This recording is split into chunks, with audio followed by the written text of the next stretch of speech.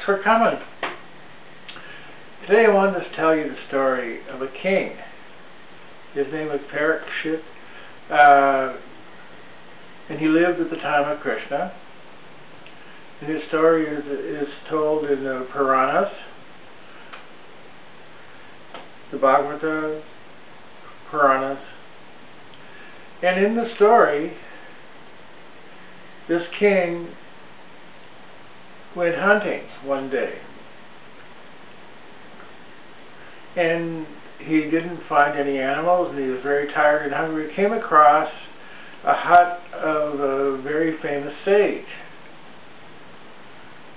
He didn't know this. He just went in and saw this sage sitting with his eyes open, meditating.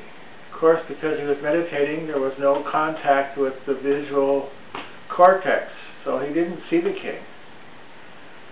The king thought he was ignoring him and asked for some water and asked for some food, and no response.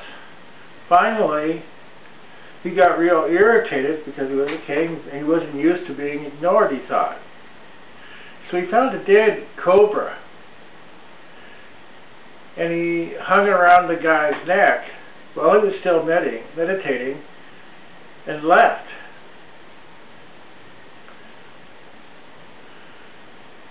When the sage's son came home, he saw the cobra around the sage's neck and asked who did this. Of course, they described who he was, and the son, being angry, cursed the king to die within 7 days. Soon after that, the sage woke up, or came out of meditation, and his son told him what happened and what he had done. The sage was very upset, and he sent a messenger to tell the king that he had only 7 days. You notice that he didn't tell his son to retract the curse. There's a whole story about curses and stuff like that some other time.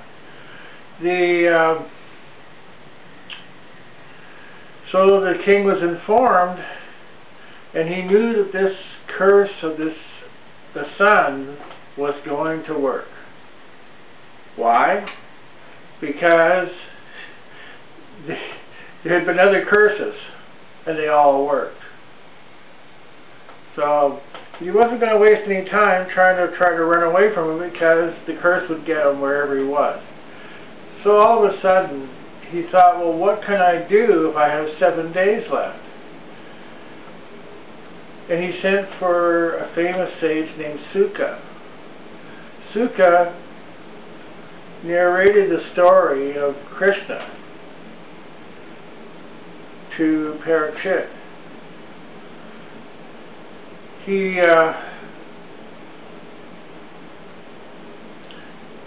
He did this because he knew the secret of the last thought. I made a video about that if you want to go see.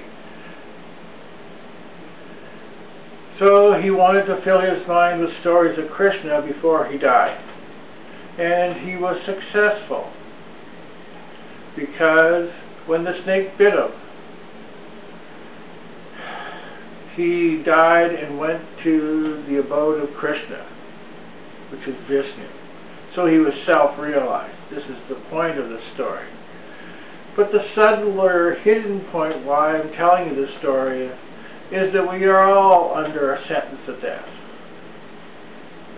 And some of us don't know when our death is coming.